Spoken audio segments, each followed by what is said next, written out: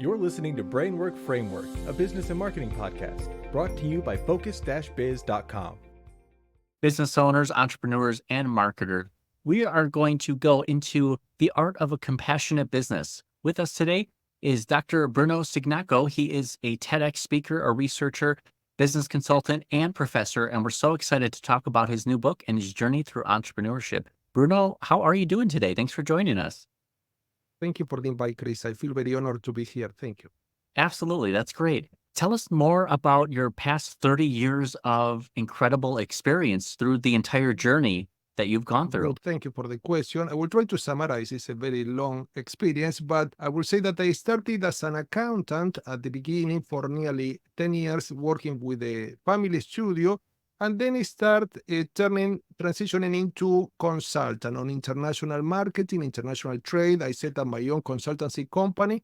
We started advising local and international clients on how to export goods and services, how to import goods, how to develop an international marketing strategy, how to take into account the cross-cultural differences that vary from country to country. And also we advise them on international communication, also a partnership with other companies worldwide. And then over the last few years, I started opening up a new business unit in my consultancy company that is about training companies and advising companies on how they can become much more human-oriented. This means caring for different stakeholders, being kinder to them, being more supportive, being more compassionate, and at the same time also being more profitable.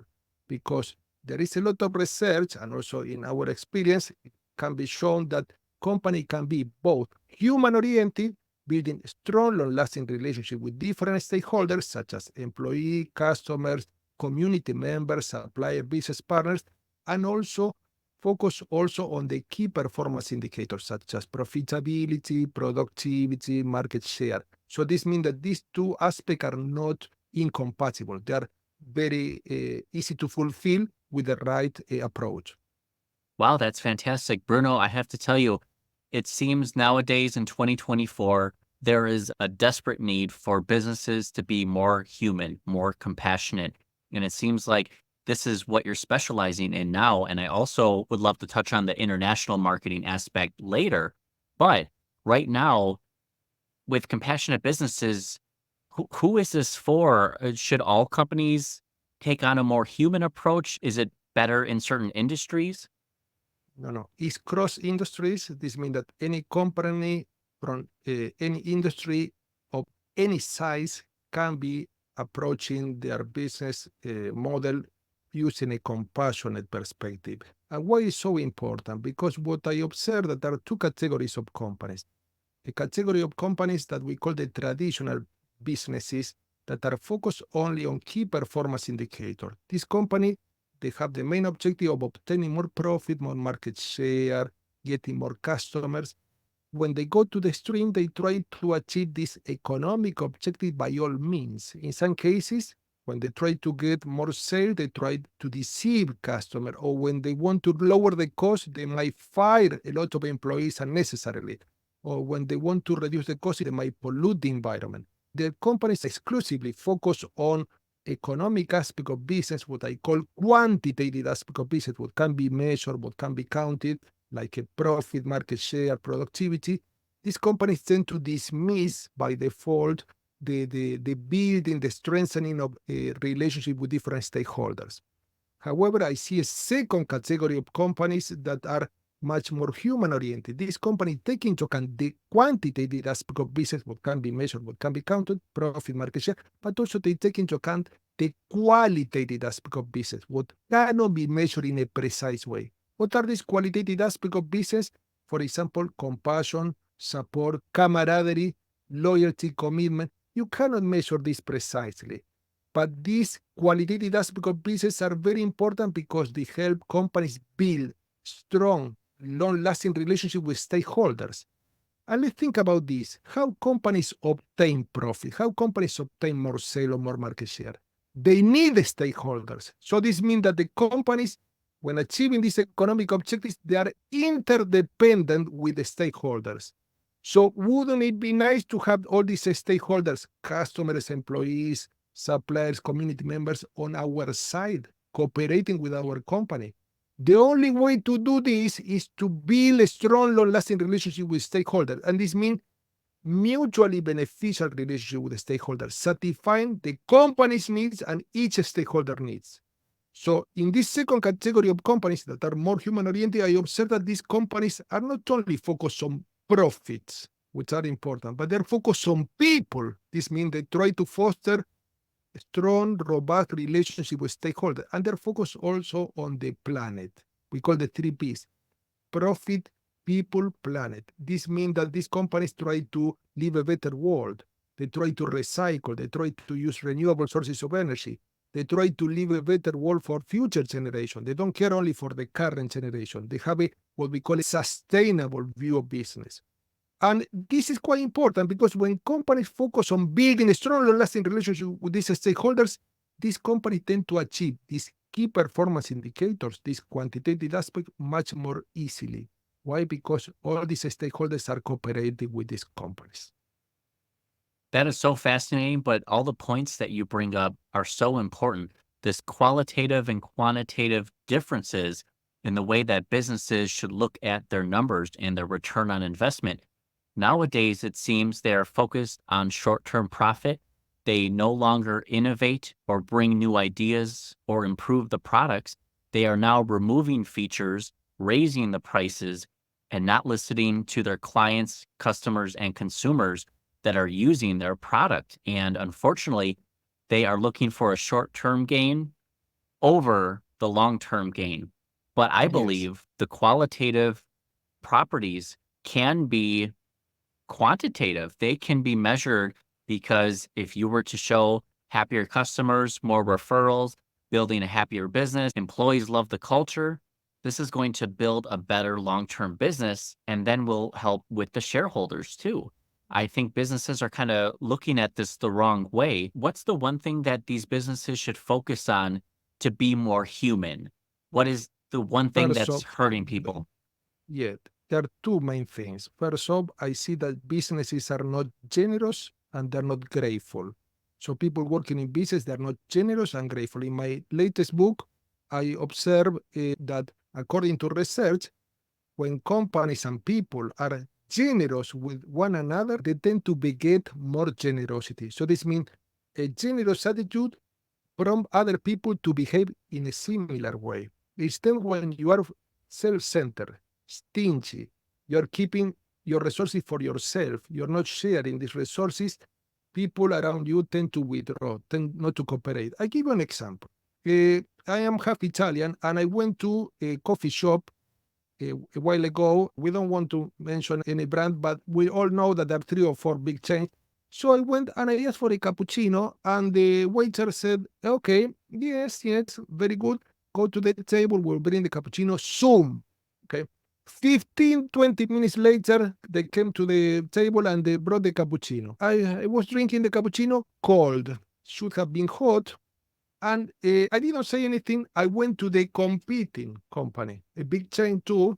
And I asked also the waiter, can you please bring a cappuccino? Yes, 1 minute we will be at the table. We will bring the cappuccino. They came to the table 1 minute later, very little delay. And so they left the cappuccino on the table, and I asked them, you know what? I want to ask you a question because you forgot a tray with biscuits. I didn't order any biscuit. There is a mistake. And the lady told me, no, there is no mistake. These biscuits are a gift from our company for you to enjoy the cappuccino. Look at these 2 companies. First company couldn't even meet my basic needs. A cappuccino delivered on time and hot. The second company not only delivered the cappuccino promptly, but also they were generous. They gave away this biscuit. Probably these biscuits they buy in bulk and they cost cents or pence. But for me, there was a lot of value added. Which company do you think that I'm still going back? The second company. So this means that you have to understand that when you're generous with customers, when you're generous with employees, when you're generous with community members, with generous suppliers, you tend to bring about a positive cycle of commitment, of camaraderie, or support, assistance, and generosity begets generosity. So this is quite important because the second company was not only satisfying my needs, was exceeding my needs. They surprised me in a positive way. We call in marketing delighting customer. Most companies are focused only on satisfying customer needs. But many companies don't think about delighting customer. This means exceeding customer needs, adding more value than expected. Because when you are generous, when you delight customers and any other stakeholders, you create a positive imbalance. These stakeholders feel indebted with your company and tend to reciprocate. In my case, I keep on going to this second coffee shop. Why? Because I felt indebted with their generosity. Absolutely. That story that you shared about that experience at the coffee shop, I think is exactly what people are experiencing today with businesses, restaurants, any type of industry out there. But unfortunately, it's become more difficult for them to have a choice. Competitors have gotten so large that they own many subsidiaries, different brands, and we have no choice or a limited choice. So we are forced to buy from these companies, and unfortunately, we need to vote with our dollars. Those companies that are more compassionate and more giving will earn our dollars. And I think we're seeing a big trend reversal where people are now boycotting certain businesses because they're not taking care of employees. They're not innovating or bringing a better product or a delightful service. Why do you think there's a change in 2024 with the trends where consumer behavior is now focused more on supporting brands and businesses that are more compassionate? I feel that the brands that are more compassionate have better reputation. First off, they know customers are much more conscious. We call conscious customers that are not only buying to satisfy their needs, but also through their wallets, through their spending, they try to bring about to a certain extent a better world. For example, if they have the choice of supporting a company and they have product A and product B, they have the same price. But the second company is a company that is environmentally friendly, and it's a company that has a very good reputation, and it's a company that is donating resources to the communities. With the same price, the customer is more likely to support the company that is human-oriented. Why? Because customers know that with their purchasing power, they can change the world, and they can prompt company to become much more compassionate. So I probably will have a talk with you in 30 years, and maybe all companies will be compassionate. But you see still a very important number of companies that is still focused on what we call the economic indicators. And this is counterintuitive because when they focus only on economic indicator, they forget the aspect of interdependence, that they cannot succeed without stakeholders. So I feel that customers are aware of this, and customers have a lot of power in this current scenario. Why? Because customers can become silent ambassadors endorsing the company's products, for example, leaving positive reviews, of making comments on the company's product on forums, on social media, and attracting more customers, especially when these customers are delighted. This means that their needs were exceeded. Or customers can become the company's worst enemies. Why? Because if the customer is not satisfied, if they felt deceived, I see in some cases company manipulate customer, offering this customer incomplete information or confusing information to mislead this customer decision. This customer can become the worst company enemy, not only leaving the company, but also pushing other customers away. So customers recognize that they have a lot of power, and companies that are not acting in a compassionate way, they might have seen their reputation affected in a negative way because they have a very bad brand image. This customer might leave a lot of negative reviews, and this obviously will affect the company's profit and sales. Yes, absolutely. A lot of these businesses are trying to make short-term gains, but they're hurting their long-term profitability because they are making these bad decisions based on these quantitative numbers. They're trying to look at the wrong numbers instead of just delighting customers, being the best that there is, and charging a fair price. It's hurting the economy more and more every year that goes on. Worker benefits are going down. The compensation is down while inflation is up. And these companies continue to add more cash to their reserves, to all the cash they have already. What should we be doing as consumers to help support the right businesses? How do we know if a business is compassionate enough to earn our money, our support? Very interesting. Well, in the second edition of my book, I introduce a full section on trust. So this means that companies that are more compassionate than the rest tend to be much more trustworthy. And there are many clues or cues that customer can follow and check to see the company is trustworthy or not. A very obvious clue or cue is, does the company have positive reviews online? Not only regarding their products, but what about some website like Glassdoor? You can check also how is the company workplace. Is the company exploiting employees?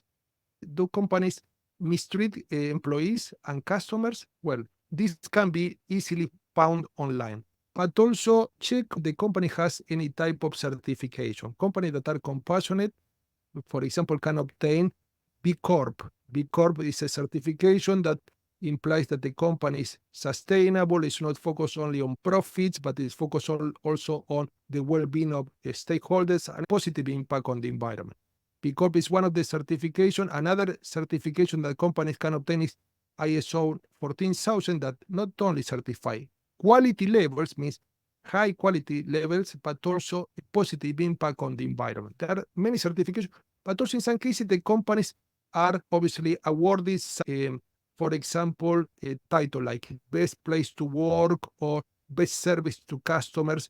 There are many organizations in the marketplace that are awarding these titles to the companies, and they assess this company very seriously in order to obviously improve the company's reputation. There are some rankings also about ethical companies. For example, Honda, Toyota, these are two examples of companies that are highest on the ranking of reputation. Why? Because they are very ethical. They treat customer stakeholders in general in a very compassionate way. So these are a few ways, but also what about relationship? Does the company lead customer up to the point that the customer purchase the product, or do they support customer after purchasing this product? What is the level of service? Well, there are also reviews on the level of service, customer service online that a customer can check if the customer have been treated well or not. So there is a lot of information available online that customer can easily check and compare before making any purchase from any company, but also in some cases they can leave their own reviews if they're not satisfied with the company's service or the company's product and services. Wow, that is so fascinating. And I love the topics that you covered. It's important that trust is placed into who we want to support and ways we can find how we can tell if we can trust a business or not. I love that it's broken down into chapters. How is the structure of your book? Is it each chapter is dedicated to a specific topic that revolves around a compassionate business? Yes, there are different chapters. There are 15 chapters, and the first few chapters are about how the company can develop a meaningful mission, business mission that should not only economically oriented, but should be also socially and environmentally impactful. The second chapter is about passion in business, so how companies can enhance this passion. And the most important aspect is to add value to different stakeholders. So the passion is not an abstract concept, but is also companies passionate to bring about a better world, how to change the world to different extent. And then there are two chapters on what we call a scarcity mindset and prosperity mindset. And then I have different chapters for different stakeholders. One is focused on customer, two are focused on employees, and one is focused on other stakeholders. And there are other chapters, for example, on communication in business and also on innovation in business, and few appendices too. Oh, wow. That's very insightful into each topic of the book there, which is really important that you cover all those areas. One thing you mentioned was the employees, the workplace. Can a compassionate workplace help bring more profitability too, or is it more customer focused? There is a very interesting research study that observed that companies that develop a compassionate workplace, and what is a compassionate workplace? A compassionate workplace is a workplace where there is what we call psychological safety. This means that the employees feel at ease. They don't feel stressed. They can be themselves. They can give their views, their opinion without being judged harshly. The employees can make mistakes without the fear of being penalized. So these workplaces tend to be much more innovative. And according to this research study, this study called these workplaces loving workplaces. These loving workplaces bring about higher employee satisfaction, higher customer satisfaction. Why? Because employees that are satisfied tend to serve customer much more effectively. Employees that are happy tend to make customer happy. These workplaces also tend to bring about lower absenteeism. People like to go to work, lower stress levels. People feel much more at ease, more comfortable. And when people are more comfortable, according to research, people tend to be much more innovative, more productive. When people are fearful, they are stressed, you cannot be stressed and innovative at the same time. Why? Because when you're stressed, you focus on the threat that is affecting you. These workplaces tend to also have a lower turnover, and also this bring about a positive impact on the bottom line, which is profit. This means that treating employees well bring about a positive impact on this quantitative aspect of business: profit, market share, productivity. But also, treating employees well doesn't mean only paying them a good salary, because, as I mentioned in my book, employees, like any other stakeholder, has different type of needs. They have economic needs, pay, good salary, but also emotional needs. For example, they need to be recognized for their contribution. The thank you note, handwritten by the manager. Also, mental stimulation, mental needs. For example, they have need for novelty. I see some workplaces where employees are completely bored, demotivated, doing every day the same task. Not good. So how can you be motivated if you are continually doing the same task? Many companies try to avoid this demotivation environment by allowing employees to perform various tasks or work rotating over different departments. And employees have also social needs. This means that they have need to relate to one another. I see some companies that the employee cannot connect to one another except for work purposes. They don't have time to get a coffee with a colleague to talk about the weather. Why? Because if they have 8 hours to work a day, they have 8 meetings of 1 hour each. They don't have time even to get lunch. How you can get friends with your colleague if you cannot socialize? You are continually talking about business topic. So this means that companies that are supportive and compassionate tend to take into account all these multidimensional needs: economic, emotional, mental, social needs. Wow, it sounds like the workplace is just as important for becoming more human and helping create positive impact on your bottom line as it is with the customers themselves. It happens more in the workplace as well. Now, when it comes to business today in 2024, do you think the big players, the very big companies, are going to become more compassionate, or will we see a bigger wave of new entrepreneurs and businesses who are doing compassion already will become the next big players? Do you think the big players have a chance to change things for the better? Have a chance. Have a chance. They have a chance because they are very wise, and they understand the research that is backing all this compassionate approach.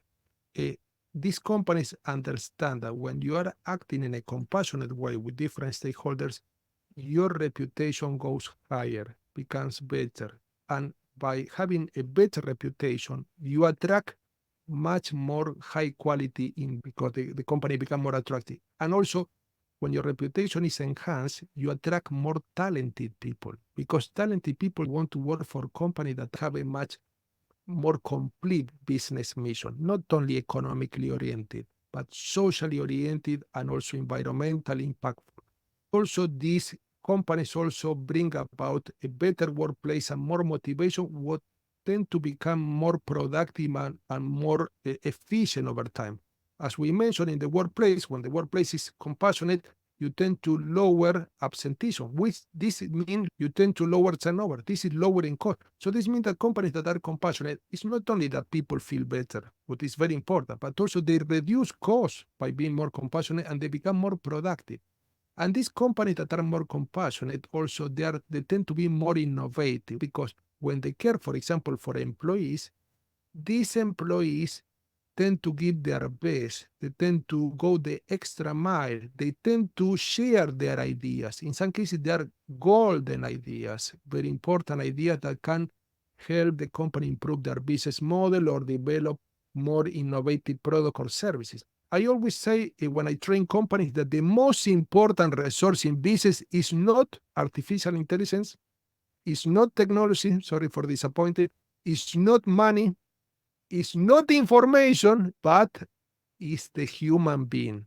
The human being is a meta resource that help companies generate other resources. Employee, for example, can help companies generate better system, more innovative products, services, much more creative business models.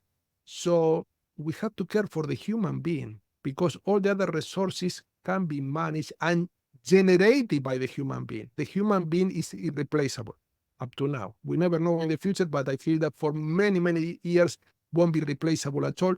So the idea is that the human being implies, for example, in the case of employee, we do not have to dehumanize employees. I see some companies that treat employees like robots.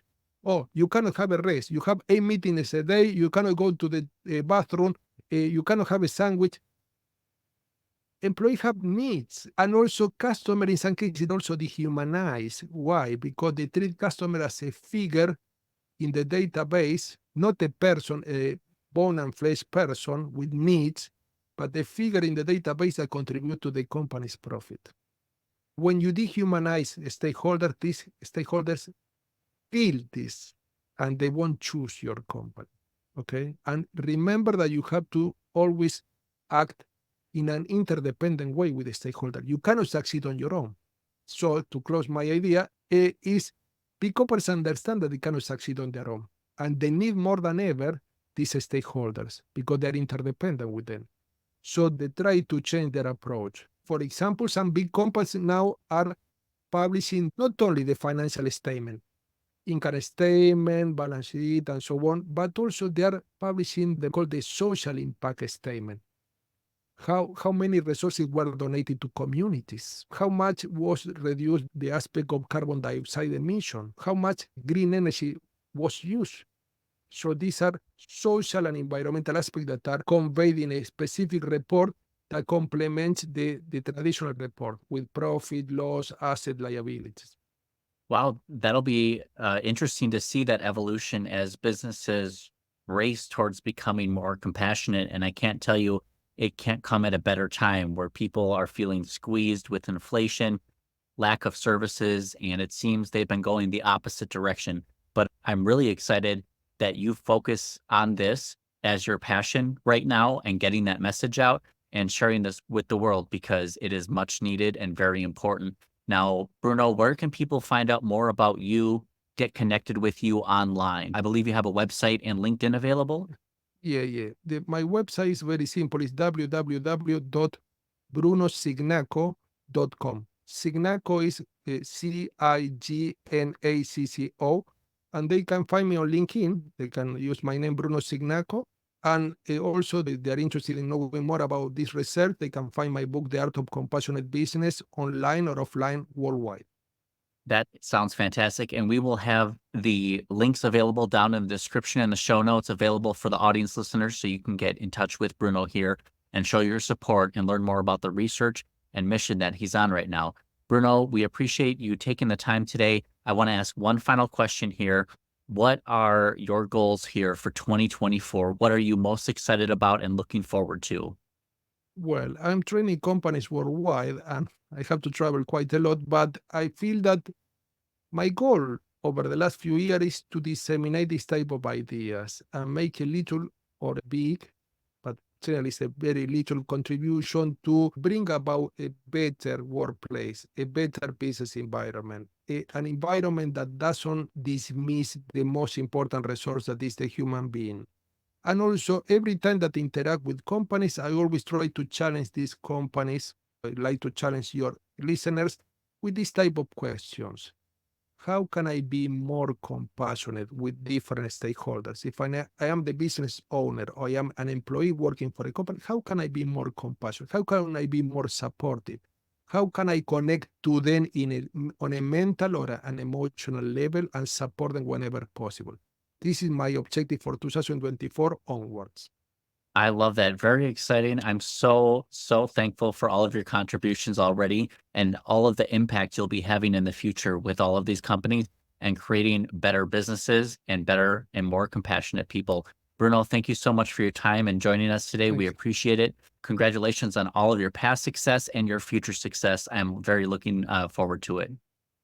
Thank you very much. I feel very honored to be here. Thank you. Thank you, Bruno.